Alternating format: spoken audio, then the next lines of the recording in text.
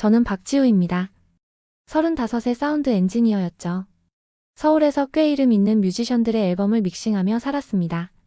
하지만 작년 겨울 의사가 제게 청력 손상 위험을 경고했습니다. 계속 이 일을 하면 5년 안에 보청기를 껴야 할 거라고 했죠. 저는 모든 걸 정리하고 동해의 끝자락 작은 항구 마을로 내려왔습니다. 조용한 곳에서 귀를 쉬게 하려고 했죠. 부동산 중개인 최영택은 50대 중반의 말끔한 남자였습니다. 마을에서 30년째 중개업을 하고 있다며 자랑스럽게 말했죠. 그가 소개한 집은 1970년대에 지어진 2층 양옥이었습니다. 월세가 믿을 수 없을 만큼 쌌죠. 서울 원룸의 3분의 1도 안 되는 가격이었습니다. 저는 의심스러웠지만 최영택은 웃으며 말했습니다. 오래된 집이라 인기가 없을 뿐이라고요. 계약서를 보다가 이상한 특약 조항을 발견했습니다. 2층 서재는 절대 들어가지 말 것, 지하실 벽에 못을 박지 말 것, 그리고 밤 11시 이후 피아노 연주 금지. 피아노라니 집에 피아노가 있다는 얘기는 없었는데요. 최영택은 어색하게 웃었습니다. 예전 세입자가 피아노를 쳤는데 이웃들이 싫어했다고 하더군요. 저는 악기를 다룰 줄 모르니 상관없다고 생각했습니다. 첫날 밤 집은 예상보다 음향이 특이했습니다. 사운드 엔지니어로서 저는 공간의 잔향을 본능적으로 파악합니다. 이 집은 묘했죠. 1층 거실은 소리가 흡수되는데 계단 쪽은 증폭됩니다. 마치 의도적으로 설계된 음향 구조 같았습니다. 밤 11시가 조금 넘었을 때 위층에서 미세한 진동이 느껴졌습니다. 바닥을 타고 내려오는 저주파였죠. 건반 하나를 길게 누른 듯한 울림이었습니다. 저는 반사적으로 주파수를 분석했습니다. 약 65Hz C 음에 해당하는 저음이었죠. 피아노의 가장 낮은 음역대입니다. 하지만 위층엔 아무것도 없었습니다. 제가 확인했거든요. 빈 방뿐이었죠. 그런데 소리는 분명히 났습니다. 저는 녹음 장비를 꺼내 소리를 채집하기 시작했습니다. 직업병이었죠. 모든 소리엔 출처가 있고 그걸 찾는 게 제 일이었으니까요. 새벽 3시가 되자 소리가 변했습니다. 단순한 저음이 아니라 멜로디가 되었죠. 느리고 서글픈 단조의 선율이었습니다. 저는 그 멜로디를 어디선가 들은 기억이 났습니다. 하지만 어디서였는지 떠오르지 않았죠. 녹음 파일을 재생해보니 더 이상했습니다. 분명 들었던 멜로디가 녹음엔 없었습니다. 오직 65Hz의 단조로운 저음만 기록되어 있었죠. 다음날 아침 이웃집 할머니 강순자가 찾아왔습니다. 이른이 넘어 보이는 분이었는데 반찬을 가져다 주셨죠. 저는 감사 인사를 하며 어제 밤 소리에 대해 물었습니다. 강 할머니의 표정이 순간 굳어졌습니다. 그리고 낮은 목소리로 말씀하셨죠. 그 소리는 듣지 말라고, 들으면 끌려간다고 했습니다. 무슨 뜻이냐고 묻자 할머니는 고개를 저으며 돌아가셨습니다. 오후에 도서관에 가서 이 집의 역사를 찾아봤습니다. 1973년 건축, 첫 소유주는 윤상우라는 음악 교수였습니다. 그의 딸 윤채원은 천재 피아니스트로 불렸죠. 16살에 국제 콩쿠르에서 대상을 받았다고 합니다. 하지만 1995년 20살의 나이에 집에서 실종됐습니다. 경찰은 가출로 결론지었지만 시신은 발견되지 않았죠. 그 후 윤 교수는 정신병원에 입원했고 집은 여러 차례 주인이 바뀌었습니다. 신문 기사를 더 찾아보니 충격적인 내용이 있었습니다. 2008년 이 집에 살던 여대생이 실종됐습니다. 이름은 김하연, 22살의 피아노 전공 학생이었죠. 2015년엔 또 다른 실종 사건이 있었습니다. 박지은이라는 이름의 27살 피아니스트였습니다. 제 심장이 멎는 것 같았습니다. 박지은은 제 쌍둥이 언니였거든요. 저는 언니가 교통사고로 죽었다고 알고 있었습니다. 부모님이 그렇게 말씀하셨고 저도 믿었죠. 하지만 신문엔 분명 실종이라고 나와 있었습니다. 게다가 실종 장소가 바로 이 집이었다니. 제가 우연히 이 집에 온 게 아니었던 걸까요? 최영택이 저를 일부러 이곳으로 인도한 건 아닐까요? 그날 밤 저는 잠을 이루지 못했습니다. 11시가 되자 다시 소리가 시작됐습니다. 이번엔 더 선명했죠. 피아노 소리가 층층이 쌓여 화음을 이뤘습니다. 그리고 그 사이로 희미하게 숨소리가 섞여 있었습니다. 누군가 울먹이며 연주하는 것 같았죠. 저는 2층으로 올라갔습니다. 서재 문 앞에 섰을 때 손잡이가 저절로 돌아갔습니다. 문이 열렸죠. 안에는 먼지 쌓인 그랜드 피아노가 있었습니다. 건반 위엔 악보가 펼쳐져 있었는데 제목이 보였습니다. 엘리제를 위하여. 언니가 가장 좋아했던 곡이었죠. 악보 아래 작은 글씨로 메모가 적혀 있었습니다. 매주 금요일 자정 문이 열린다. 그때 연주하면 그들이 온다. 누가 온다는 걸까요? 저는 피아노 의자에 앉았습니다. 건반에 손을 올리지는 않았지만 피아노가 저절로 울리기 시작했습니다. 낮은 시음부터 시작해 멜로디가 흘러나왔죠. 엘리제를 위하여의 첫 소절이었습니다. 그 순간 벽에서 무언가 움직이는 소리가 났습니다. 벽지 뒤에서 바스락거리는 소리였죠. 저는 벽 쪽으로 다가갔습니다. 손을 대자 벽이 차가웠습니다. 그리고 미세한 진동이 느껴졌죠. 누군가 안쪽에서 두드리고 있는 것 같았습니다. 다음 날 아침 저는 음향 측정 장비를 총동원했습니다. 초음파 탐지기, 진동 센서, 고감도 마이크까지 2층 서재에 설치했죠. 전문가의 눈으로 보니 이 방의 구조는 더욱 이상했습니다. 벽 두께가 일정하지 않았고 특정 지점에서 공명이 일어나도록 설계되어 있었죠. 누군가 의도적으로 소리가 증폭되는 구조를 만든 겁니다. 최영택에게 전화를 걸었습니다. 이 집의 이전 세입자들에 대해 물었죠.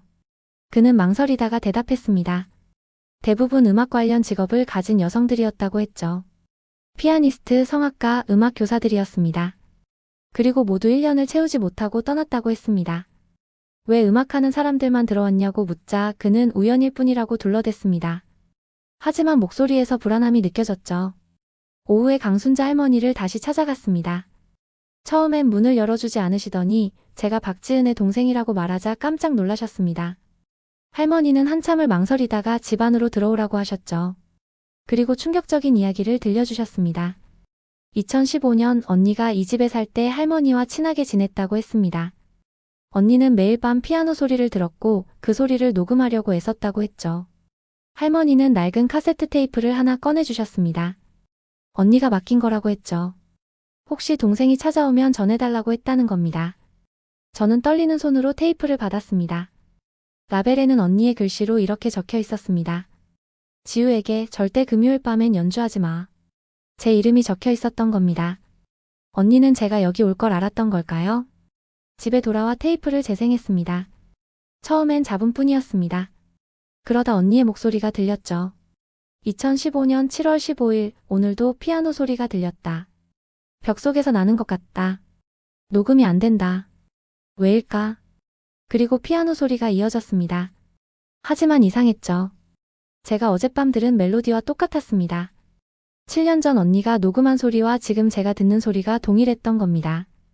테이프 뒷부분에서 언니의 다급한 목소리가 들렸습니다. 벽이 열렸다. 안에 누군가 있다. 아니, 여러 명이다. 그들이 나를 부른다. 가지 말아야 하는데 발이 움직인다. 지우야, 만약 네가 이걸 듣는다면 도망쳐. 이 집은. 그리고 테이프가 끊겼습니다. 마지막에 들린 건 여러 여자들의 목소리였습니다. 들어와 함께하자, 영원히 연주하자. 소름이 끼쳤죠. 밤 11시 저는 서재에서 대기했습니다. 모든 장비를 켜두고 녹음 준비를 했죠. 정각이 되자 피아노가 울리기 시작했습니다. 이번엔 건반이 실제로 움직이는 게 보였습니다. 마치 투명한 손가락이 연주하는 것처럼 건반이 눌렸다 올라왔죠. 멜로디는 점점 복잡해졌습니다. 그리고 놀랍게도 제 장비의 소리가 녹음되기 시작했습니다. 주파수 분석을 해보니 여러 겹의 소리가 겹쳐 있었습니다. 각각 다른 시대의 피아노 소리 같았죠. 벽에서 균열 소리가 났습니다. 벽지가 찢어지며 그 안쪽이 드러났습니다. 벽 속에 또 다른 공간이 있었던 겁니다. 좁은 통로가 아래로 이어져 있었죠. 저는 플래시를 켜고 안을 비췄습니다. 계단이 보였습니다. 오래된 나무 계단이었죠. 그리고 계단 아래에서 희미한 빛이 올라왔습니다. 촛불 같은 노란빛이었습니다. 저는 망설였습니다. 언니의 경고가 떠올랐죠. 하지만 언니가 어디로 사라졌는지 알아야 했습니다. 녹음 장비를 들고 계단을 내려갔습니다. 한 걸음씩 내디딜 때마다 나무가 삐걱거렸죠. 벽면에는 오래된 사진들이 걸려 있었습니다. 윤채원, 김아연, 그리고 언니 박지은의 사진도 있었습니다. 모두 피아노 앞에 앉아있는 모습이었죠. 계단 끝에 도착했을 때 숨이 막혔습니다. 넓은 지하 공간이 있었는데 그 중앙에 피아노 여러 대가 원형으로 놓여 있었습니다. 그리고 각 피아노 앞에는 여자들이 앉아 있었죠. 아니, 정확히는 앉아 있는 것처럼 보였습니다. 가까이 가보니 밀랍 인형이었습니다. 정교하게 만들어진 인형들이었죠. 하지만 머리카락은 진짜였습니다. 각자 다른 결과 색깔의 머리카락이었죠. 그때 뒤에서 발소리가 들렸습니다. 돌아보니 최영택이 서 있었습니다. 그의 표정은 평소와 달랐죠. 차갑고 무표정했습니다. 그가 말했습니다. 드디어 왔군요, 박지우 씨. 당신을 기다렸습니다. 당신의 언니가 마지막 퍼즐 조각이었는데 미완성으로 끝났거든요. 이제 당신이 그 자리를 채워야 합니다. 그의 손에는 주사기가 들려 있었습니다. 저는 뒤로 물러났지만 벽에 등이 닿았습니다. 최영택이 천천히 다가왔죠. 그가 말했습니다. 이 집은 특별합니다. 재능 있는 음악가들의 영혼을 모으는 곳이죠. 1973년부터 시작된 프로젝트입니다. 완벽한 교향곡을 만들기 위해서는 9명의 연주자가 필요합니다. 지금까지 8명을 모았고 당신이 마지막입니다. 미친 소리였지만 그의 눈빛은 진지했습니다. 최영택이 한 걸음 더 다가왔을 때 저는 녹음 장비의 스피커를 최대 볼륨으로 켰습니다. 갑작스러운 굉음에 그가 귀를 막았고 그 틈을 타 옆으로 피했죠. 하지만 출구는 그가 막고 있었습니다. 저는 피아노들 사이로 도망쳤습니다. 그때 믿을 수 없는 일이 일어났죠. 피아노들이 저절로 연주되기 시작한 겁니다. 8대의 피아노가 각자 다른 멜로디를 연주했습니다. 소리의 진동이 공간을 가득 채웠습니다. 제 전문 분야라 알 수 있었죠. 이건 단순한 불협화음이 아니었습니다. 각 피아노의 주파수가 서로 간섭하며 특정한 패턴을 만들고 있었습니다. 바이노럴 비트 현상과 비슷했죠. 특정 주파수 차이가 뇌파에 영향을 미치는 현상입니다. 제 머리가 어지러워지기 시작했습니다. 최영택도 비틀거렸죠. 하지만 그는 이미 적응한 듯 금세 균형을 잡았습니다. 그가 소리쳤습니다. 소용없어요. 이들은 모두 자발적으로 연주하고 있습니다. 죽어서도 음악을 사랑하는 영혼들이죠. 당신의 언니도 마찬가지였습니다. 끝까지 저항했지만 결국 피아노 앞에 앉았죠. 그 말을 듣는 순간 분노가 치밀었습니다. 저는 가장 가까운 피아노로 달려가 건반을 무차별로 눌렀습니다. 불협화음이 공간을 찢었고 다른 피아노들의 연주가 흐트러졌습니다. 그때 벽면에 사진 하나가 떨어졌습니다. 액자가 깨지며 뒤에 숨겨진 문서가 드러났죠. 저는 재빨리 그것을 집어들었습니다. 1973년 작성된 계약서였습니다. 윤상호 교수와 누군가가 맺은 계약이었죠. 음악적 재능을 가진 영혼을 9명 모으면 죽은 자를 되살릴 수 있다는 내용이었습니다. 서명란에는 윤상호와 함께 낯익은 이름이 있었습니다. 최영택. 그는 1973년부터 이 일에 관여하고 있었던 겁니다. 최영택이 씁쓸하게 웃었습니다. 그래요, 저는 그때부터 이 일을 해왔습니다. 윤 교수는 죽은 아내를 살리고 싶어 했죠. 하지만 첫 번째 재물이 자기 딸이 될 줄은 몰랐을 겁니다. 윤채원은 스스로 피아노에 갇혔습니다. 아버지를 위해서였죠. 그 후로 연쇄적으로 음악가들이 이 집에 이끌려왔습니다. 마치 피아노가 그들을 부르는 것처럼요. 저는 물었습니다. 언니는 어떻게 된 거죠? 정말 여기 있습니까? 최영택이 한 피아노를 가리켰습니다. 가장 새 것처럼 보이는 피아노였죠. 그 앞에 밀랍 인형을 자세히 보니 언니를 닮아 있었습니다. 아니, 언니 그 자체였습니다. 살아있는 것처럼 정교했죠. 최영택이 말했습니다. 당신 언니는 특별했어요. 끝까지 저항했지만 결국 음악에 굴복했죠. 마지막에는 스스로 연주했습니다. 그리고 그 상태로 굳어버렸죠. 제가 언니에게 다가가려는 순간 갑자기 모든 피아노가 멈췄습니다. 정적이 흘렀죠. 그리고 천장에서 발소리가 들렸습니다. 여러 사람이 뛰어다니는 소리였죠. 최영택의 얼굴이 창백해졌습니다. 안 돼, 아직 9번째가 완성되지 않았는데. 그가 중얼거렸죠. 고지어 계단을 타고 누군가 내려왔습니다. 강순자 할머니였습니다. 하지만 평소와 달라 보였죠. 눈빛이 날카로웠고 허리도 꼿꼿했습니다. 할머니가 말했습니다. 50년이면 충분해, 영태가. 이제 그만 놓아줄 때야. 최영택이 놀라 말했습니다. 어머니? 그제야 저는 깨달았습니다. 강순자 할머니가 최영택의 어머니였던 겁니다. 할머니가 제게 말했습니다. 미안해요, 지우 양. 당신을 일부러 이곳으로 오게 했어요. 당신만이 이 저주를 끝낼 수 있거든요. 당신은 음악가이면서 동시에 소리를 분석할 수 있는 유일한 사람이니까요. 할머니는 벽면에 숨겨진 스위치를 눌렀습니다. 벽 일부가 열리며 또 다른 공간이 드러났죠. 그곳에는 오래된 오르골이 있었습니다. 할머니가 설명했습니다. 이게 모든 것의 시작이에요. 1973년 윤상호가 독일에서 가져온 저주받은 오르골이죠. 이것이 연주되면 음악가들의 영혼이 이끌립니다. 그리고 9명이 모이면 오르골의 저주가 완성되죠. 하지만 오르골을 파괴하면 모두 자유로워질 거예요. 최영택이 소리쳤습니다. 안 돼. 그럼 그들이 모두 사라져. 내가 평생을 바친 일이야. 하지만 할머니는 단호했습니다. 내 아버지도 이미 죽었고 구할 사람도 없어. 이제 놓아줘야 해. 할머니가 제게 망치를 건넸습니다. 지우 양, 당신이 해야 해요. 당신의 언니를 위해서라도.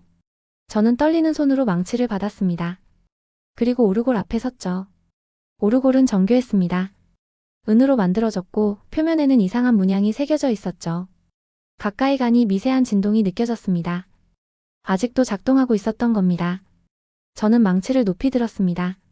그 순간 피아노들이 다시 울렸습니다.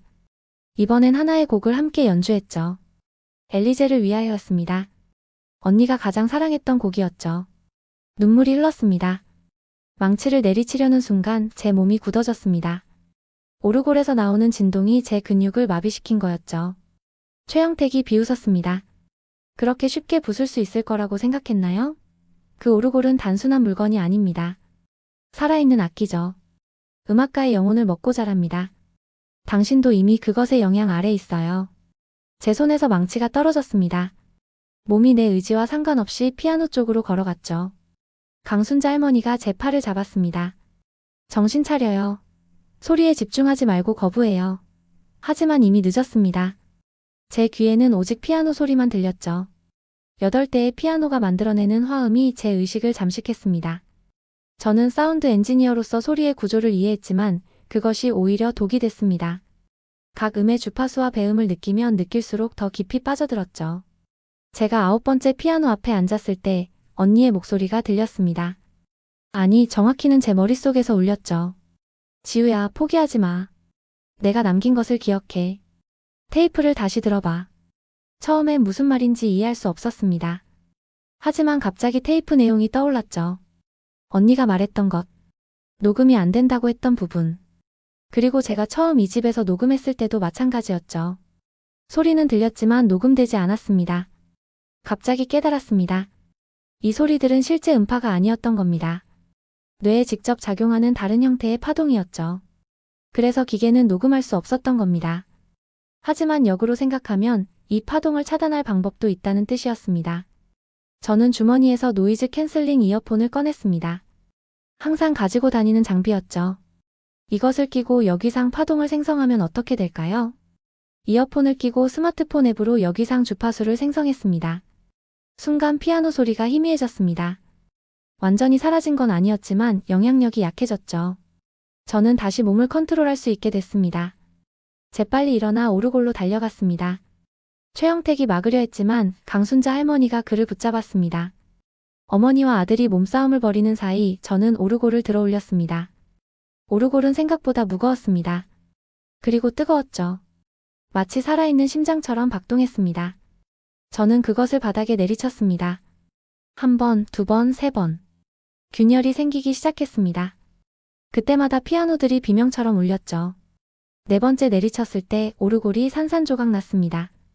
동시에 모든 소리가 멈췄습니다. 무서울 정도의 정적이 찾아왔죠. 밀랍 인형들이 움직이기 시작했습니다.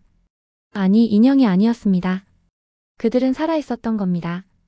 오르골의 마법에 갇혀 인형처럼 굳어 있었을 뿐이었죠. 윤채원, 김아연, 그리고 제 언니 박지은. 8명의 여성이 천천히 일어났습니다. 그들의 눈에는 생기가 돌아왔지만 동시에 혼란스러워 보였죠. 수십 년간 갇혀있던 사람도 있었으니까요. 언니가 제게 다가왔습니다. 지우야, 정말 너니? 꿈이 아니지? 저는 언니를 꼭 안았습니다. 따뜻했습니다. 살아있는 사람의 온기였죠. 언니가 속삭였습니다. 고마워. 포기하지 않고 찾아줘서. 나는 계속 네가 올 거라고 믿었어. 그래서 테이프를 남긴 거야. 네가 소리의 전문가니까 분명 비밀을 밝혀낼 거라고 믿었어. 최영택이 무너져 내렸습니다. 실패했어. 50년의 세월이 무너졌어. 아버지, 용서해주세요. 약속을 지키지 못했습니다. 그가 흐느꼈죠. 강순자 할머니가 아들을 안았습니다. 이제 됐어. 내 아버지도 이미 용서했을 거야. 산 사람은 살아야지. 죽은 사람을 위해 산 사람을 희생시키는 건 잘못된 거야. 그때 집 전체가 흔들리기 시작했습니다. 오르골이 파괴되면서 집을 지탱하던 마법도 사라진 거였죠. 천장에서 먼지가 떨어지고 벽에 균열이 생겼습니다. 저는 소리쳤습니다. 모두 나가요. 여기 무너져요.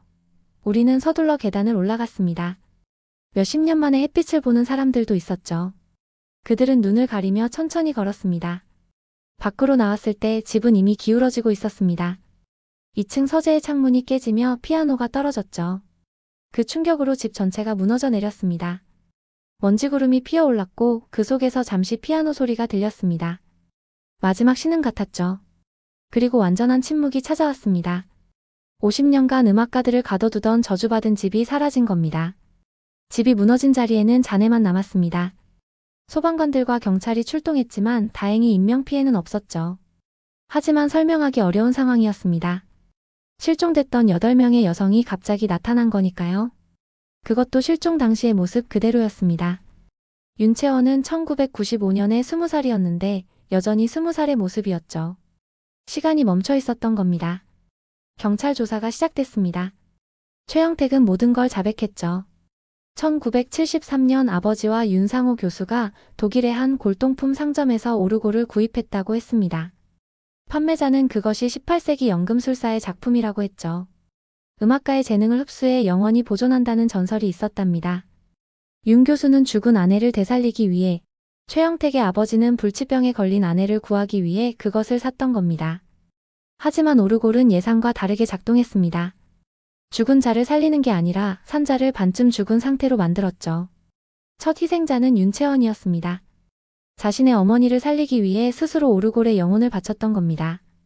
그 후 오르골은 계속해서 재능 있는 음악가들을 불러 모았죠. 마치 자석이 쇠를 끌어당기듯이 말입니다. 병원에서 검사를 받은 결과 8명 모두 신체적으로는 건강했습니다. 하지만 정신적 충격은 컸죠. 특히 오래 갇혀있던 사람일수록 현실 적응이 어려웠습니다. 윤채원은 27년이 지났다는 사실을 받아들이지 못했습니다. 자신의 아버지가 이미 세상을 떠났다는 것도요. 그녀는 매일 아버지를 찾았습니다. 아빠, 이제 엄마를 만날 수 있어요? 성공했어요? 하고 물었죠. 언니는 그나마 상태가 나았습니다. 7년이라는 시간은 상대적으로 짧았으니까요. 하지만 언니도 트라우마에 시달렸습니다. 피아노 소리만 들으면 몸이 굳어버렸죠. 음악을 그토록 사랑했던 언니가 이제는 음악을 두려워하게 된 겁니다. 저는 언니 옆에서 재활을 도왔습니다. 처음엔 자연의 소리부터 시작했죠.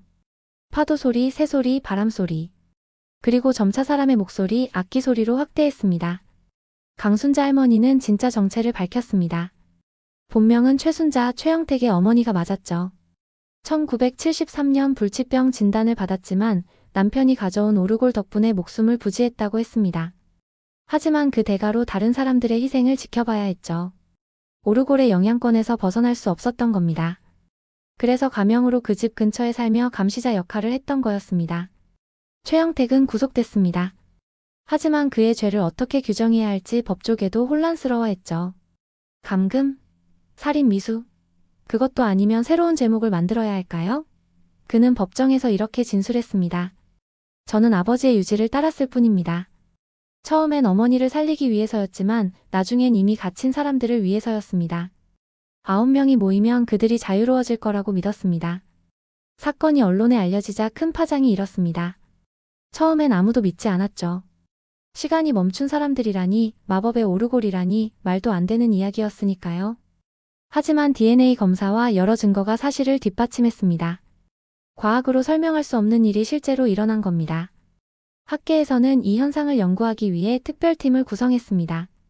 한 달 후 저는 서울로 돌아왔습니다. 하지만 예전처럼 살 수는 없었죠. 이 경험은 저를 완전히 바꿔놨습니다. 소리에 대한 이해가 달라졌다야요. 이제 저는 소리가 단순한 물리적 현상이 아니라는 걸 압니다. 때로는 영혼을 움직이고 시간을 멈추고 현실을 비트는 힘이 있다는 걸 알게 됐죠. 저는 음향치료사가 되기로 했습니다. 소리로 상처받은 사람들을 소리로 치유하는 일을 하기로 한 겁니다. 언니는 요양원에서 치료를 받았습니다. 다른 피해자들과 함께였죠. 그들은 서로를 이해하고 위로했습니다. 같은 경험을 한 사람들끼리만 나눌 수 있는 유대감이 있었으니까요. 가끔 그들이 함께 있는 모습을 보면 마치 시간을 거스른 자매들 같았습니다. 나이도 시대도 다르지만 음악과 저주라는 공통분모로 연결된 사람들이었죠. 6달이 지났습니다. 언니는 많이 회복했고 다른 피해자들도 조금씩 일상으로 돌아가고 있었죠. 윤채원은 음악 이론을 가르치는 일을 시작했습니다. 직접 연주는 아직 못했지만 자신의 지식을 나누는 것에서 위안을 찾았죠. 김하연은 미술로 전향했습니다. 소리 대신 색채로 자신을 표현하기 시작한 겁니다. 각자 나름의 방식으로 새 삶을 찾아가고 있었습니다. 어느 날 뜻밖의 방문객이 찾아왔습니다. 독일에서 온 노신사였죠. 그는 자신을 한스 밀러라고 소개했습니다. 그리고 충격적인 이야기를 들려줬죠. 자신이 1973년 윤상호 교수에게 오르골을 판 골동품상의 아들이라고 했습니다. 아버지가 돌아가시기 전 양심의 가책에 시달리며 진실을 털어놨다고 하더군요. 그 오르골은 단순한 마법 물건이 아니었습니다. 한스는 낡은 일기장을 보여줬습니다. 18세기 연금술사 요한 파우스트의 기록이었죠. 오르골은 원래 불멸의 음악을 만들기 위한 실험 도구였답니다. 파우스트는 완벽한 화음을 찾고 있었고 그것을 위해 음악가들의 영혼을 수집했다고 합니다. 하지만 실험은 실패했고 오르골은 저주받은 물건이 되었죠. 이후 여러 나라를 떠돌며 비극을 만들어냈다고 했습니다. 더 놀라운 건 다음 내용이었습니다. 오르골은 하나가 아니었던 겁니다. 파우스트는 모두 3개를 만들었고 각각 다른 예술 분야를 담당했답니다. 음악, 미술, 그리고 문학. 우리가 파괴한 건 음악 오르골이었고 나머지 둘은 아직 세상 어딘가에 있다는 거였죠. 한스는 아버지의 죄를 속죄하기 위해 나머지 오르골을 찾아 파괴하려 한다고 했습니다. 저는 한스에게 물었습니다. 어떻게 찾을 건가요? 그는 대답했죠. 오르골은 서로 공명합니다. 하나가 파괴되면 나머지가 반응하죠. 최근 프랑스 남부의 한 마을에서 화가들이 연쇄 실종되는 사건이 있었습니다. 미술 오르골이 그곳에 있을 가능성이 큽니다. 그는 제게 동행을 요청했습니다. 음악 오르골을 파괴한 경험이 도움이 될 거라고 했죠. 저는 고민했습니다. 겨우 일상으로 돌아왔는데 다시 위험에 뛰어들어야 할까요? 하지만 다른 피해자들을 생각하니 거절할 수 없었습니다. 어딘가에서 또 다른 예술가들이 갇혀 있을지도 모르니까요. 언니와 상의했더니 언니는 의외로 찬성했습니다. 지우야, 우리가 겪은 일이 무의미하지 않으려면 다른 사람들을 구해야 해. 그게 우리의 의무야. 최영택을 면회 갔습니다. 그는 많이 야위어 있었죠. 제가 한스의 이야기를 전하자 그의 눈빛이 변했습니다. 세계라니. 아버지는 그걸 알았을까? 그리고 한참을 생각하더니 말했습니다. 파괴하지 마세요. 그것들을 모으면 오히려 저주를 풀 수 있을지도 몰라요. 하지만 저는 그의 말을 믿을 수 없었죠. 오르골은 파괴되어야 합니다. 출국 전날 강순자 할머니가 찾아왔습니다. 아니, 이제는 최순자라고 불러야겠죠. 그녀는 작은 상자를 건넸습니다. 안에는 은빛 팔찌가 있었는데 작은 방울이 달려 있었죠. 이건 오르골의 파편으로 만든 거예요. 도움이 될 거예요. 다른 오르골이 근처에 있으면 방울이 울릴 겁니다.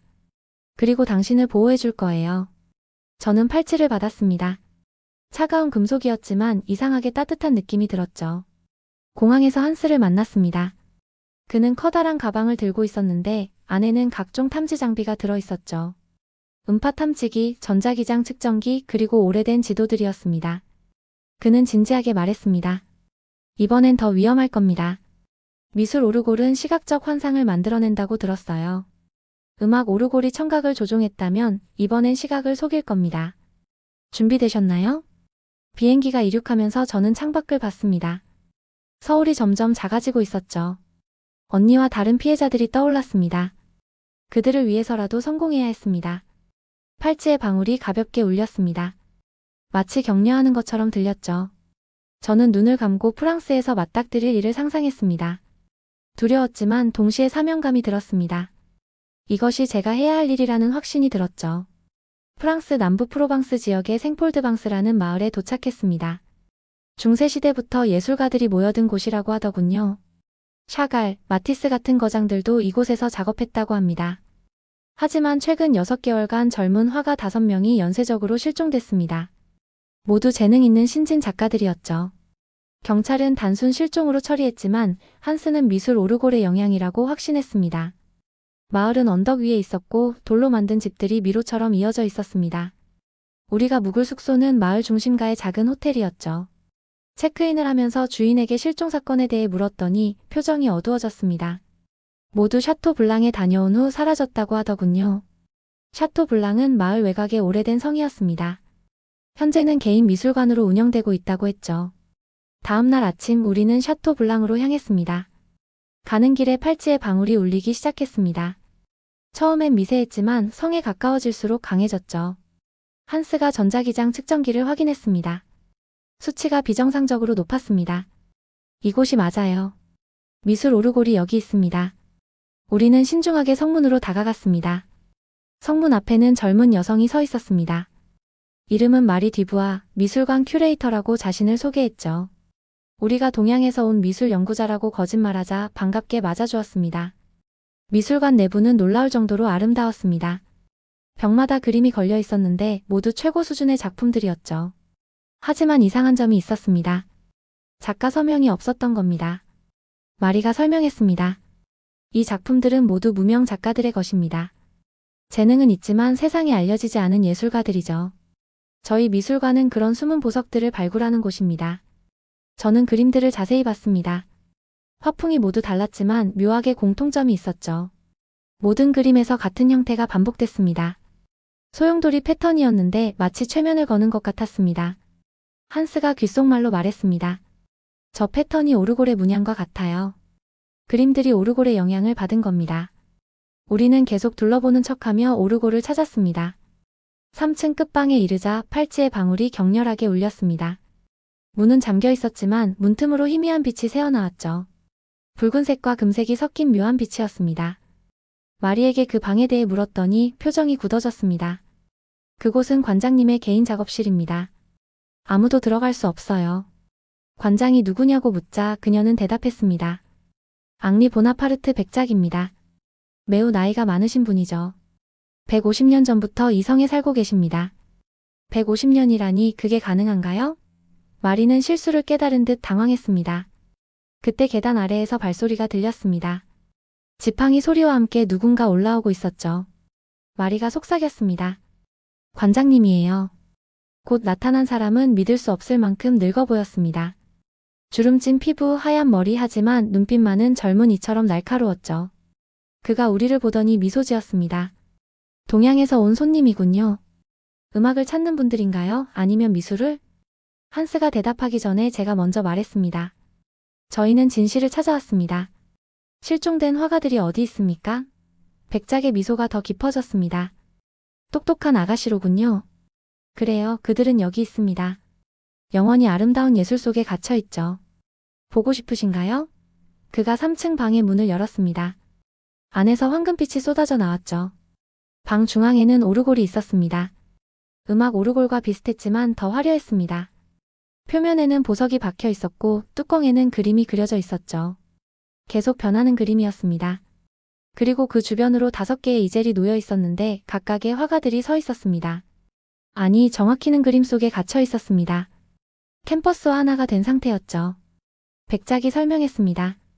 이것이 예술의 궁극적 형태입니다. 예술가와 작품이 하나가 되는 것이죠. 그들은 영원히 창작의 순간에 머물러 있습니다. 늙지도 죽지도 않죠. 완벽하지 않습니까? 저는 분노했습니다.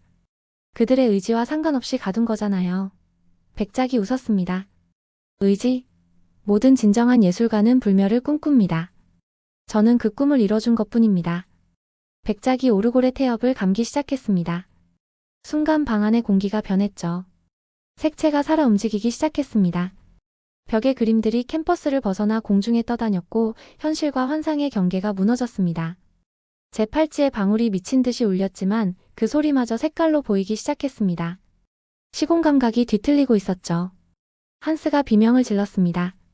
그의 몸이 평면화되고 있었습니다. 3차원 인간이 2차원 그림으로 변하는 끔찍한 광경이었죠. 저는 그의 손을 잡으려 했지만 제 손도 이미 붓질처럼 번지고 있었습니다. 백작의 목소리가 들렸습니다. 걱정 마세요. 고통은 없습니다. 오히려 황홀하죠. 색채와 하나가 되는 경험은 말로 표현할 수 없을 겁니다. 필사적으로 저항했지만 소용없었습니다. 몸이 점점 캠퍼스에 흡수되고 있었죠. 그때 언니가 했던 말이 떠올랐습니다. 소리로 시각을 이길 수 있다고. 저는 눈을 감고 귀에 집중했습니다. 오르골의 기계음을 분석하기 시작했죠. 톱니바퀴가 돌아가는 소리, 태엽이 풀리는 소리, 그리고 그 안에 숨은 불협화음을 찾았습니다. 제가 가진 유일한 무기는 목소리였습니다. 저는 오르골의 주파수와 반대되는 음을 내기 시작했습니다. 처음엔 작은 허밍이었지만 점차 크게 만들었죠. 사운드 엔지니어로서 배운 발성법을 총동원했습니다. 제 목소리가 공명을 일으키자 시각적 환상이 흔들리기 시작했습니다. 색채들이 제자리를 찾지 못하고 떨렸죠. 백작이 당황했습니다. 뭘 하는 거요? 멈춰요. 하지만 저는 계속했습니다. 소리의 진동이 오르골의 마법을 방해하고 있었죠. 한스의 몸이 다시 입체적으로 돌아오기 시작했습니다. 캠퍼스에 갇혔던 화가들도 꿈틀거렸습니다. 저는 더 강하게, 더 정확한 주파수로 소리를 냈습니다. 팔찌의 방울이 제 목소리와 공명하며 증폭시켰죠. 갑자기 오르골에 금이 가기 시작했습니다. 백작이 절규했습니다. 안 돼. 내 삶의 전부야. 200년을 이것과 함께 살았어. 200년이라니 그는 인간이 아니었던 걸까요? 오르골이 완전히 깨지는 순간 충격적인 진실이 드러났습니다. 백작의 몸이 급속도로 노화하기 시작한 겁니다. 주름이 깊어지고 머리카락이 빠지고 결국 먼지가 되어 사라졌습니다. 마리가 들어와 그 광경을 보고 비명을 질렀습니다. 하지만 곧 안도의 한숨을 쉬었죠. 드디어 끝났군요. 저도 자유예요. 그녀도 오르골에 조종당하고 있었던 겁니다. 캠퍼스에서 풀려난 화가들이 바닥에 쓰러졌습니다. 다행히 모두 살아있었습니다. 하지만 음악 오르골의 희생자들처럼 정신적 충격은 컸죠. 한스가 부서진 오르골 조각을 주었습니다.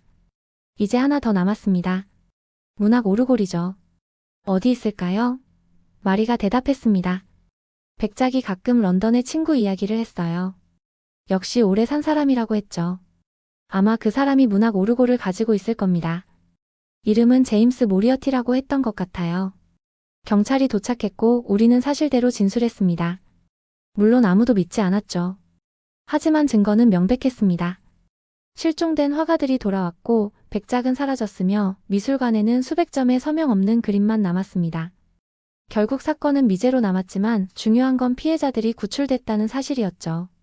한국으로 돌아오는 비행기 안에서 한스가 말했습니다. 당신 덕분에 성공했어요. 소리로 시각을 이긴다는 발상은 천재적이었습니다. 저는 대답했습니다. 언니가 알려준 거예요. 예술은 서로 연결되어 있다고. 음악이 미술을 이기고 미술이 문학을 이기고 문학이 다시 음악을 이긴다고요. 가위바위보 같은 거죠. 서울에 도착했을 때 언니가 공항에 마중 나와 있었습니다. 언니는 제 얼굴을 보자마자 알았죠. 성공했구나. 그리고 물었습니다. 마지막 하나는? 저는 대답했습니다. 런던이에요. 하지만 이번엔 우리가 함께 가요. 언니가 놀랐습니다. 나는 아직 음악이 무서워. 하지만 제가 말했죠. 언니가 있어야 해요. 문학 오르골은 이야기의 힘을 사용할 거예요. 그걸 이기려면 음악과 미술 그리고 경험이 모두 필요해요. 2달 후 저와 언니 그리고 한스는 런던에 있었습니다. 제임스 모리어티를 찾는 건 생각보다 쉬웠습니다. 그는 유명한 고서 수집가였고 블룸즈버리의 오래된 서점을 운영하고 있었죠. 모리어티 희귀본 서점이라는 간판이 걸린 가게는 대형 박물관 근처 골목에 숨어 있었습니다. 겉보기엔 평범한 고서점이었지만 들어서는 순간 뭔가 달랐습니다. 책 냄새가 너무 진했습니다. 단순히 오래된 종이 냄새가 아니라 살아있는 듯한 냄새였죠. 책들이 숨쉬는 것 같았습니다. 선반마다 빼곡히 꽂힌 책들은 모두 초판본이거나 희귀본이었습니다. 셰익스피어, 디킨스, 포, 보르헤스.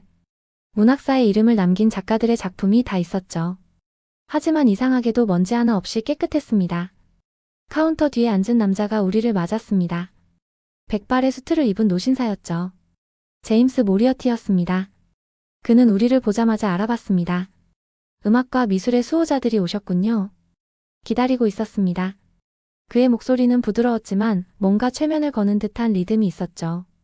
문학 오르골의 영향이 이미 그의 말에 스며 있었던 겁니다. 모리어티가 일어섰습니다. 백작의 소식은 들었습니다. 200년 지기 친구를 잃었죠. 하지만 원망하지 않습니다. 그도 그의 운명을 받아들였을 테니까요. 자, 따라오세요. 제 컬렉션을 보여드리죠. 그는 서점 뒤쪽에 숨겨진 문을 열었습니다. 계단이 지하로 이어져 있었죠. 우리는 경계하며 따라 내려갔습니다. 지하는 거대한 도서관이었습니다. 천장까지 닿는 서가들이 미로처럼 이어져 있었죠. 하지만 책만 있는 게 아니었습니다. 곳곳에 사람들이 책을 읽고 있었는데 그들은 움직이지 않았습니다. 조각상처럼 굳어 있었죠. 아니, 정확히는 책과 하나가 되어 있었습니다. 책을 읽다가 그 안에 빨려 들어간 것 같았습니다. 모리어티가 설명했습니다. 이들은 모두 작가 지망생들입니다. 자신의 이야기를 쓰고 싶어 했지만 재능이 부족했죠. 그래서 제가 기회를 준 겁니다. 위대한 작품 속으로 들어가 그 일부가 되는 기회를요. 보세요, 저 청년은 오디세이아 속에 있습니다. 오디세우스와 함께 항해하고 있죠. 저 여성은 폭풍의 언덕에 있고요. 히스클리프와 사랑에 빠졌답니다. 언니가 물었습니다. 그들이 원한 건가요? 모리어티가 웃었습니다. 모든 독자는 책 속으로 들어가고 싶어 합니다. 주인공이 되고 싶어 하죠. 저는 그 꿈을 이뤄준 겁니다. 물론 돌아올 수는 없지만 영원히 이야기 속에서 살 수 있으니 나쁘지 않은 거래 아닌가요? 그의 논리는 음악과 미술 오르골의 주인들과 같았습니다. 예술을 빙자한 강금이었죠. 도서관 중앙에 문학 오르골이 있었습니다. 다른 두 개보다 더 정교했습니다. 상아와 흑단으로 만들어졌고 표면에는 온갖 문자가 새겨져 있었죠. 고대 룬 문자, 한자, 아랍 문자, 상형 문자까지. 모든 언어가 하나로 합쳐진 것 같았습니다. 그리고 뚜껑에는 펼쳐진 책 모양의 조각이 있었는데 페이지가 실제로 넘어가고 있었습니다. 한스가 장비를 꺼냈지만 모리어티가 손을 들어 막았습니다. 잠깐 이야기를 들어보세요. 이 오르골은 특별합니다. 단순히 사람을 가두는 게 아니라 새로운 이야기를 만들어냅니다. 새 오르골이 합쳐지면 완벽한 예술이 탄생하죠. 음악과 미술과 문학이 하나가 되는 겁니다. 파괴하기엔 너무 아깝지 않나요? 저는 단호하게 말했습니다. 예술은 자유여야 합니다. 감금된 예술은 예술이 아니에요. 모리어티가 한숨을 쉬었습니다. 안타깝군요. 그럼 어쩔 수 없죠. 그가 오르골을 작동시켰습니다. 순간 주변의 책들이 빛나기 시작했고 그 안에서 등장인물들이 튀어나왔습니다. 햄릿, 돈키호테, 라스콜리니코프, 개츠비. 문학사의 주인공들이 실체를 가지고 나타난 겁니다. 그들이 우리를 둘러쌌습니다. 모리어티가 명령했죠. 그들을 각자의 이야기 속으로 데려가세요. 등장인물들이 다가왔습니다. 하지만 이상하게도 언니가 웃었습니다. 그리고 피아노를 치는 신용을 하며 노래를 부르기 시작했죠. 엘리제를 위하여의 멜로디였습니다. 그 순간 기적이 일어났습니다. 등장인물들이 멈춰섰던 겁니다. 언니의 노래가 공간을 채웠습니다. 단순한 멜로디였지만 그 안에는 진심이 담겨 있었죠. 음악 오르골에 갇혔던 시간, 그리고 그곳에서 배운 음악의 본질이 묻어났습니다. 등장인물들이 혼란스러워했습니다. 이야기를 따라야 할지, 음악을 들어야 할지 갈등하는 것 같았죠. 언니가 제게 신호를 보냈습니다. 지금이야. 저는 프랑스에서 가져온 미술 오르골 조각을 꺼냈습니다. 한스도 음악 오르골 조각을 들었죠. 우리는 그것들을 문학 오르골 쪽으로 던졌습니다. 세 조각이 만나자 강력한 공명이 일어났습니다. 빛과 소리와 이미지가 뒤섞여 폭발하듯 퍼져나갔죠. 모리어티가 비명을 질렀습니다. 뭘 한 거요? 통제할 수 없어. 도서관이 흔들리기 시작했습니다. 책들이 선반에서 떨어지고 페이지들이 나비처럼 날아다녔죠. 등장인물들이 다시 책 속으로 빨려 들어갔습니다. 하지만 이번엔 다 달랐습니다. 그들이 웃고 있었죠. 마침내 자유를 되찾은 것 같았습니다. 책에 갇혔던 사람들도 하나둘 깨어나기 시작했습니다. 꿈에서 깬 것처럼 멍한 표정이었지만 살아있었습니다. 새 오르골이 완전히 합쳐지자 예상치 못한 일이 일어났습니다. 새로운 형태의 예술품이 만들어진 거였죠. 그것은 책도 그림도 악기도 아니었습니다. 모든 것이면서 동시에 아무것도 아닌 순수한 창조성의 결정체였습니다. 그리고 그것은 스스로를 파괴하기 시작했습니다. 더 이상 누구도 가둘 수 없다는 듯이 산산조각 났죠. 모리어티가 무릎을 꿇었습니다. 300년. 300년을 기다렸는데 그의 몸에서도 백작처럼 변화가 시작됐습니다. 하지만 먼지가 되는 대신 그는 종이로 변하고 있었죠. 몸이 책 페이지처럼 얇아지고 글자들이 피부에 나타났습니다. 그가 마지막으로 말했습니다. 이것도 나쁘지 않군. 영원한 이야기가 되는 것도. 그리고 그는 한 권의 책이 되어 바닥에 떨어졌습니다. 한스가 그 책을 집어들었습니다. 표지에는 이렇게 쓰여 있었죠. 오르골의 수호자들, 저자 제임스 모리어티. 펼쳐보니 우리가 겪은 모든 일이 소설처럼 쓰여 있었습니다. 과거부터 현재까지 그리고 놀랍게도 미래까지. 마지막 장에는 이런 문장이 있었습니다. 그들은 모든 오르골을 파괴했지만 씨앗은 남았다. 언젠가 다시 싹틀 것이다. 도서관에서 나왔을 때 런던은 여전히 평화로웠습니다. 구출된 사람들은 병원으로 이송됐고 우리는 경찰에 진술했죠. 역시나 아무도 믿지 않았지만 실종자들이 돌아온 건 사실이었습니다. 사건은 또다시 미제로 남았지만 우리는 알았습니다. 오르골의 저주는 끝났다고. 적어도 이번 세대에서는 말이죠. 한국으로 돌아오는 비행기에서 언니가 말했습니다. 지우야, 우리가 한 일이 옳았을까? 예술의 불멸성을 파괴한 건 아닐까? 저는 언니의 손을 잡았습니다. 예술은 자유로워야 해요. 가둬두면 그건 예술이 아니라 감옥이죠. 언니도 알잖아요. 갇혀있을 때의 그 고통을. 언니가 고개를 끄덕였습니다. 한스는 독일로 돌아가기 전에 말했습니다. 모든 게 끝난 것 같지만 모리어티의 책이 신경 쓰입니다. 미래가 쓰여 있다니. 정말일까요? 저는 대답했습니다. 미래는 정해지지 않았어요. 우리가 만들어가는 거죠. 설령 씨앗이 남아있다 해도 우리가 지켜보고 있으면 싹트지 못할 거예요. 서울에 도착했을 때 다른 피해자들이 기다리고 있었습니다. 윤채원, 김하연, 그리고 프랑스와 런던에서 구출된 사람들까지. 그들은 이제 하나의 커뮤니티를 만들었습니다. 오르골 생존자 모임이라고 했죠. 서로의 경험을 나누고 트라우마를 극복하며 새로운 삶을 찾아가고 있었습니다. 그들에게 예술은 더 이상 감옥이 아니라 치유의 도구가 됐습니다. 일상으로 돌아온 지 한 달째 되던 날 이상한 꿈을 꿨습니다. 꿈속에서 저는 거대한 콘서트홀에 있었죠. 무대 위에는 3개의 오르골이 놓여 있었는데 부서진 게 아니라 온전한 모습이었습니다. 그리고 객석에는 모든 피해자가 앉아 있었죠. 윤채원이 음악 오르골을, 프랑스 화가가 미술 오르골을, 런던 작가가 문학 오르골을 동시에 작동시켰습니다. 그때 놀라운 일이 일어났죠. 새 오르골이 만들어낸 건 파괴나 감금이 아니었습니다. 순수한 창조의 에너지였죠. 음악과 그림과 이야기가 하나로 합쳐져 새로운 세계를 만들어냈습니다. 그 세계에서는 누구도 갇히지 않았고 모두가 자유롭게 창작했습니다. 꿈에서 깬 후에도 그 아름다운 광경이 잊히지 않았죠. 혹시 오르골이 원래는 이런 목적이었던 건 아닐까요? 그날 오후 예상치 못한 손님이 찾아왔습니다. 할아버지처럼 보이는 노인이었는데 낡은 가죽 가방을 들고 있었죠. 자신을 요한 파우스트의 후손이라고 소개했습니다. 독일에서 왔다고 했죠. 저는 경계했지만 그는 손을 들어 보이며 말했습니다. 걱정 마세요. 전적이 아닙니다. 오히려 감사하러 왔어요. 우리 가문의 저주를 끝내주셔서. 그는 가방에서 오래된 일기장을 꺼냈습니다. 진짜 요한 파우스트의 일기였죠. 거기엔 오르골을 만든 진짜 이유가 적혀 있었습니다. 파우스트는 원래 새 예술을 통합해 신과 소통하려 했답니다. 하지만 실험 중 실수로 아내와 딸을 잃었고 그들을 되살리려고 오르골을 개조했다는 거였죠. 그때부터 오르골이 생명을 갈구하게 됐다고 합니다. 더 충격적인 건 마지막 페이지였습니다. 오르골은 파괴될 수 없다. 형태만 바뀔 뿐이다. 세 개가 하나로 합쳐지면 씨앗이 되고 그 씨앗은 다시 자라난다. 하지만 순수한 마음을 가진 자가 씨앗을 품으면 저주가 아닌 축복이 된다.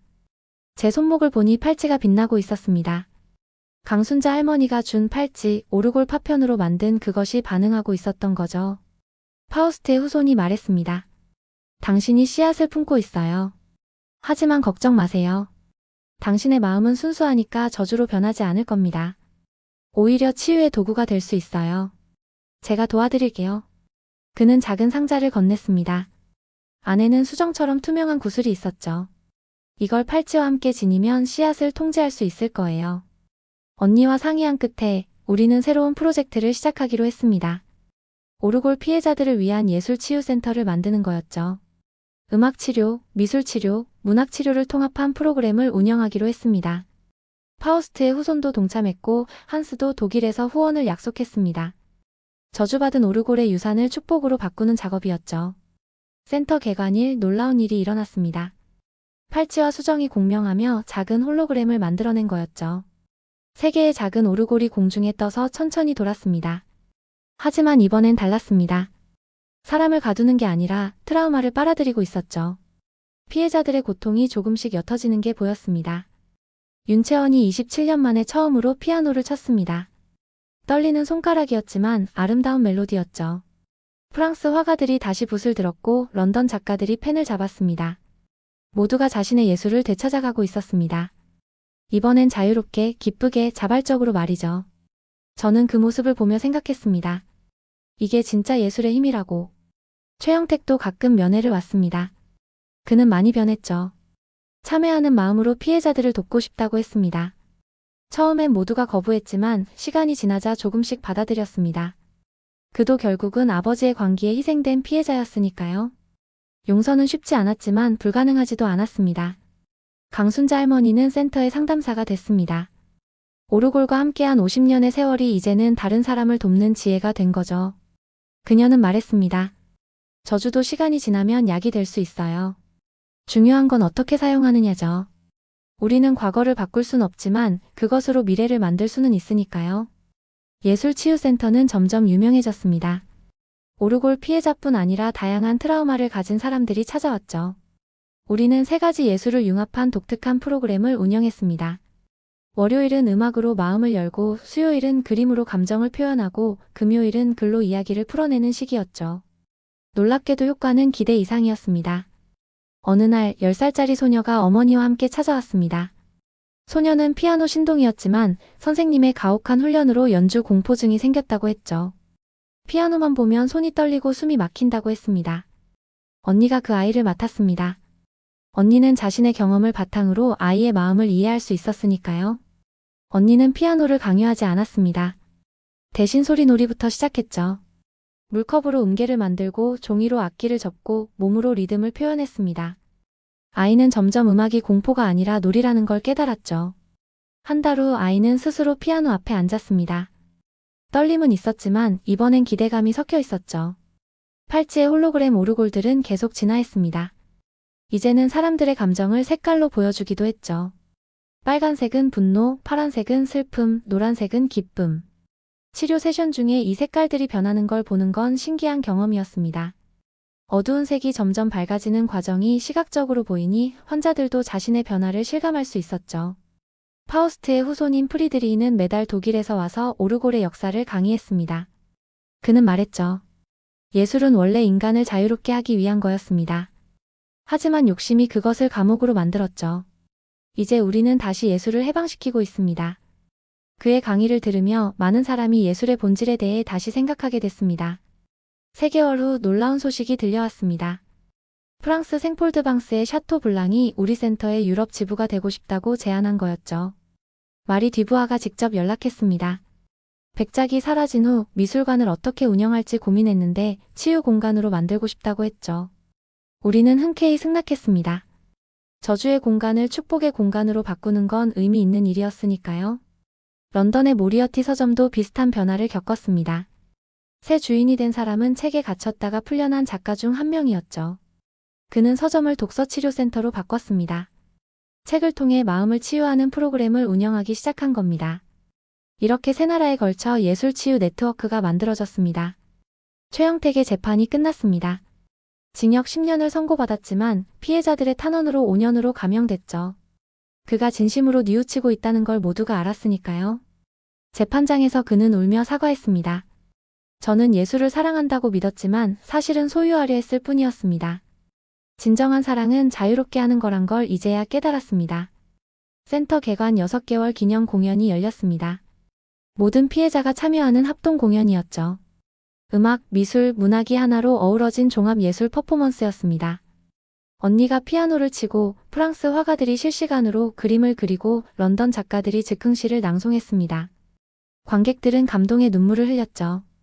공연이 끝날 때쯤 팔찌의 홀로그램 오르골들이 밝게 빛났습니다. 그리고 천천히 사라지기 시작했죠. 더 이상 필요 없다는 듯이. 저는 그것을 보며 깨달았습니다. 치유가 거의 완성됐다는 신호였죠. 오르골의 저주는 완전히 축복으로 변했고 이제 그 역할을 마친 거였습니다. 하지만 팔찌는 여전히 제 손목에 있었습니다. 텅 빈 팔찌였지만 따뜻한 온기가 남아 있었죠. 언젠가 또 다른 저주가 나타나면 이 팔찌가 다시 빛날지도 모릅니다. 하지만 이제 저는 두렵지 않았습니다. 저주를 축복으로 바꾸는 방법을 알았으니까요. 그것은 바로 사랑과 자유 그리고 함께하는 마음이었습니다. 1년이 지났습니다. 센터는 안정적으로 운영되고 있었고 많은 사람이 치유를 경험했죠. 그런데 어느 날 이상한 편지가 도착했습니다. 발신인은 없었고 낡은 양피지에 고대 문자로 쓰여 있었습니다. 프리드리히가 번역해줬죠. 네 번째 오르골을 찾는 자에게. 시간의 음악이 당신을 기다린다. 북위 60도, 동경 15도. 그곳은 스웨덴의 깊은 숲이었습니다. 프리드리히가 놀라며 말했습니다. 네 번째라니. 할아버지 일기엔 3개뿐이라고 했는데. 우리는 고민했습니다. 또다시 위험에 뛰어들어야 할까요? 하지만 만약 정말 네 번째 오르골이 있고 그것이 누군가를 해치고 있다면 막아야 했습니다. 결국 저와 언니 한스 프리드리히가 스웨덴으로 가기로 했죠. 스웨덴의 숲은 동화 속 같았습니다. 거대한 전나무들이 하늘을 가리고 이끼가 바위를 덮고 있었죠. GPS가 가리키는 곳은 숲 한가운데였습니다. 그곳에 오래된 통나무집이 있었는데 이상하게도 전혀 낡지 않아 보였습니다. 시간이 멈춘 것처럼 완벽한 상태였죠. 문을 두드리자 젊은 여성이 나왔습니다. 20살쯤 돼 보였는데 눈빛이 몇백 년을 산 사람처럼 깊었습니다. 그녀는 자신을 엘사라고 소개했습니다. 그리고 말했죠. 기다렸어요. 다른 오르골들이 파괴됐다는 소식을 듣고 언젠가 여기도 찾아올 거라고 생각했죠. 들어오세요. 보여드릴 게 있어요. 집안은 바깥보다 더 신비로웠습니다. 벽에는 시계들이 가득했는데 모두 다른 시간을 가리키고 있었죠. 어떤 건 빨리 가고 어떤 건 거꾸로 갔습니다. 거실 중앙에 네 번째 오르골이 있었습니다. 다른 것들과는 완전히 달랐죠. 투명한 크리스털로 만들어졌고 안에는 액체 같은 게 흐르고 있었습니다. 엘사가 설명했습니다. 이건 시간의 오르골이에요. 음악도 미술도 문학도 아닌 시간 자체를 다루죠. 전 여기서 300년을 살았어요. 20살에 이 오르골을 발견한 후로 시간이 멈췄거든요. 한스가 물었습니다. 왜 파괴하지 않았죠? 다른 오르골처럼 사람을 해치지 않나요? 엘사가 고개를 저었습니다. 이 오르골은 달라요. 강제로 가두지 않아요. 대신 선택권을 줍니다. 시간을 멈출 것인가, 되돌릴 것인가, 아니면 빨리 감을 것인가. 전 멈춤을 선택했죠. 사랑하는 사람이 돌아올 때까지 기다리기로 했어요. 그녀는 낡은 초상화를 보여줬습니다. 젊은 남자가 그려져 있었죠. 제 약혼자예요. 전쟁에 나갔다가 돌아오지 못했죠. 하지만 언젠가는 돌아올 거라고 믿었어요. 그래서 300년을 기다렸습니다. 이제는 그가 환생해서라도 다시 만날 수 있을 거라고 믿어요. 그녀의 이야기는 슬펐지만 눈빛엔 여전히 희망이 있었습니다. 프리드리히가 일기장을 다시 확인했습니다. 그리고 숨겨진 페이지를 발견했죠. 거기엔 네 번째 오르골에 대한 기록이 있었습니다. 시간의 오르골은 다른 세계를 만들기 전에 만든 프로토타입이었어요. 파우스트는 이것으로 죽은 아내와 딸이 살아있던 시간으로 돌아가려 했지만 실패했죠. 시간은 되돌릴 수 있어도 죽음은 되돌릴 수 없었던 겁니다. 엘사가 제안했습니다. 이 오르골을 가져가세요. 전 이제 충분히 기다렸어요. 300년이면 충분하죠. 이 오르골이 누군가에게는 도움이 될 수도 있을 거예요. 하지만 조심하세요. 시간을 다루는 건 다른 무엇보다 위험하니까요. 한번 바꾼 시간은 돌이킬 수 없어요. 우리가 오르골을 들고 나오자 놀라운 일이 일어났습니다. 엘사의 몸이 빛나기 시작한 거죠. 그리고 천천히 나이를 먹기 시작했습니다. 하지만 300살이 되는 대신 30살쯤에서 멈췄습니다. 그녀가 웃으며 말했죠. 오르골이 마지막 선물을 준 것 같네요. 새로운 삶을 살 수 있는 나이를. 고마워요. 절 자유롭게 해줘서. 서울로 돌아온 후 우리는 시간의 오르골을 어떻게 할지 고민했습니다. 파괴하기엔 아까웠고 그렇다고 사용하기엔 위험했죠. 결국 센터 지하 금고에 보관하기로 했습니다. 언젠가 정말 필요한 순간이 오면 사용할 수도 있겠지만 그때가 오지 않기를 바랐습니다. 시간은 건드리지 않는 게 최선이니까요. 시간의 오르골을 보관한 지 6개월이 지났습니다. 센터는 여전히 순조롭게 운영되고 있었죠. 그런데 어느 날 뜻밖의 소식이 들려왔습니다. 최영택이 교도소에서 위독하다는 거였습니다. 급성 백혈병 진단을 받았는데 남은 시간이 얼마 없다고 했죠. 그가 마지막으로 저와 언니를 보고 싶다고 했습니다. 병원으로 옮겨진 최영택은 정말 많이 야위어 있었습니다. 그가 힘겹게 말했죠. 죄송합니다. 그리고 감사합니다. 여러분 덕분에 제가 무엇을 잘못했는지 깨달았어요. 한 가지 부탁이 있습니다. 어머니께 제가 용서를 구한다고 전해주세요. 그리고 시간이 남아있다면 피해자들을 위해 무언가 하고 싶어요. 강순자 할머니가 아들을 면회했습니다. 모자의 재회는 가슴 아팠죠. 할머니가 아들의 손을 잡고 말했습니다. 너를 용서해. 그리고 나도 용서해줘. 우리 모두 피해자였어. 최영택이 울며 고개를 끄덕였습니다. 그 모습을 보며 저는 시간의 오르골이 떠올랐습니다. 하지만 그것을 사용할 수는 없었죠. 한 사람을 위해 시간을 조작하는 건 위험했으니까요. 대신 우리는 다른 방법을 찾았습니다.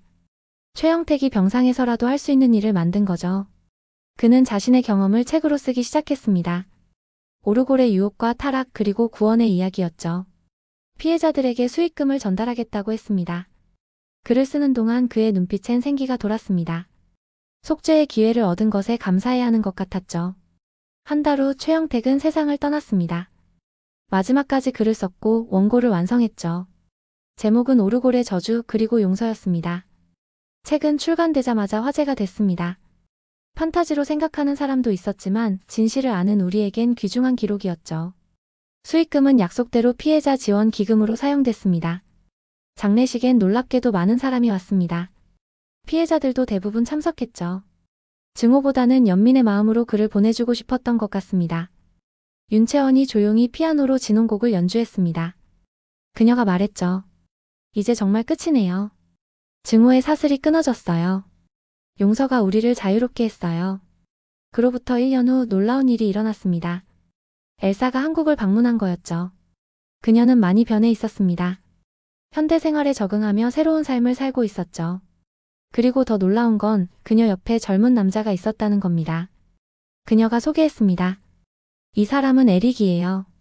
스웨덴에서 만났죠. 믿기 어렵겠지만 제 약혼자의 환생이에요. 같은 영혼을 가졌다는 걸 느낄 수 있었어요. 에릭은 고고학자였습니다. 우연히 엘사가 살던 숲을 조사하러 갔다가 만났다고 했죠. 첫눈에 서로를 알아봤다고 했습니다. 전생의 기억은 없었지만 영혼은 기억하고 있었던 거죠.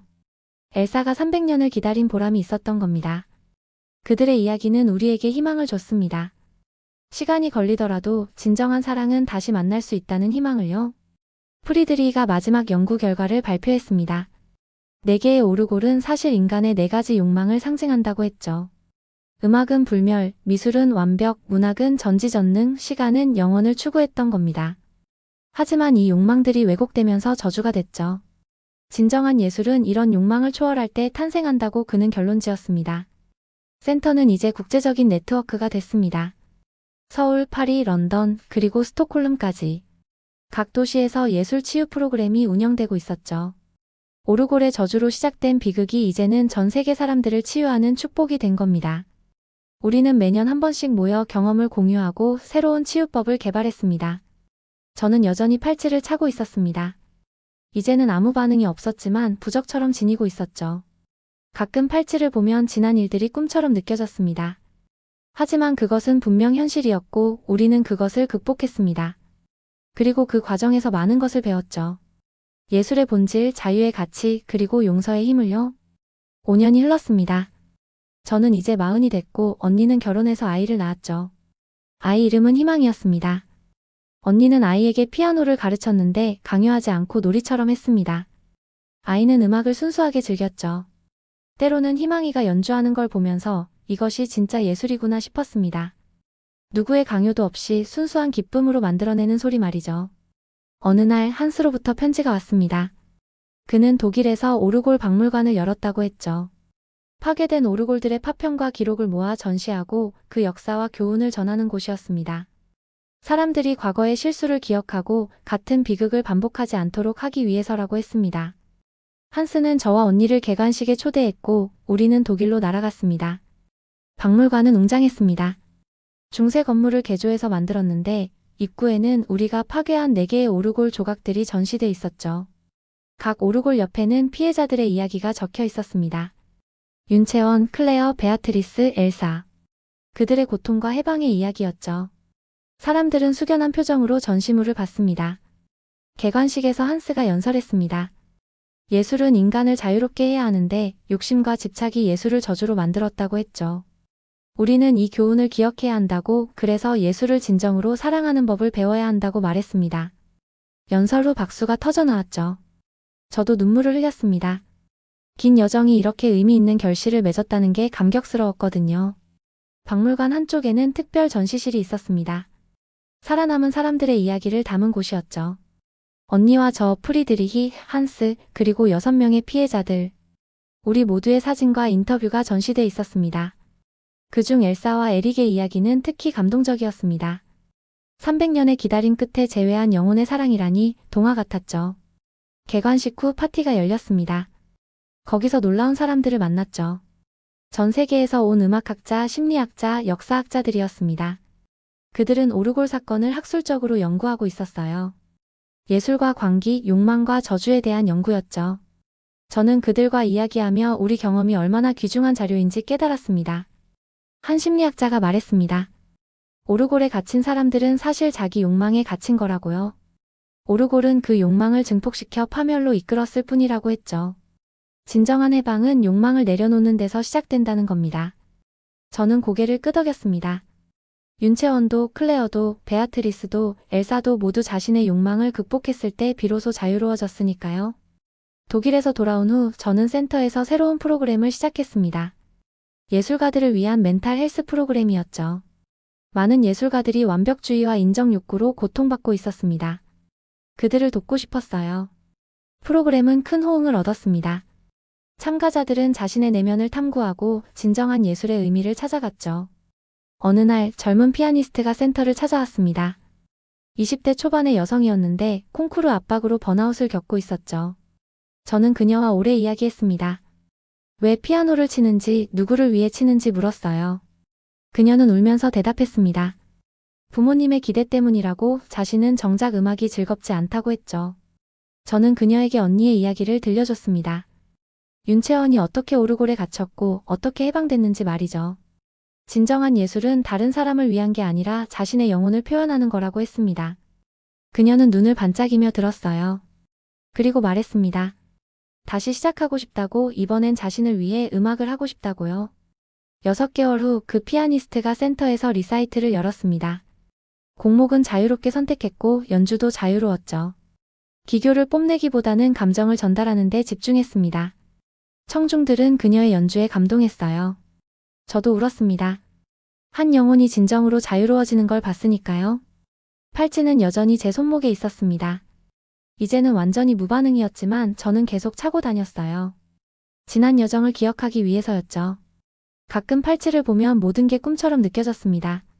하지만 손목의 무게가 그것이 현실이었음을 상기시켜줬죠. 언니는 이제 완전히 평범한 삶을 살고 있었습니다. 남편과 아이와 함께 행복한 가정을 꾸렸죠. 가끔 피아노를 치긴 했지만 직업이 아니라 취미로 즐겼습니다. 희망이가 옆에서 같이 치면 언니는 환하게 웃었어요. 그 모습을 볼 때마다 저는 안심했습니다. 언니가 진정으로 자유로워졌다는 걸 알 수 있었으니까요. 프리드리히는 학계에서 인정받는 학자가 됐습니다. 그의 연구 논문은 여러 학술지에 실렸고 강연 요청도 쇄도했죠. 하지만 그는 여전히 겸손했습니다. 모든 공로를 우리와 피해자들에게 돌렸어요. 자신은 그저 기록하고 분석했을 뿐이라고 했죠. 한스는 박물관 관장으로 바쁜 나날을 보내고 있었습니다. 전 세계에서 사람들이 방문했고 교육 프로그램도 운영했죠. 그는 가끔 제게 사진을 보내왔습니다. 박물관을 찾은 아이들이 진지하게 전시물을 보는 모습, 눈물을 흘리는 어른들의 모습. 그 사진들을 볼 때마다 저는 뿌듯했습니다. 우리의 고통이 헛되지 않았구나 싶었어요. 엘사와 에릭은 스웨덴에서 결혼식을 올렸습니다.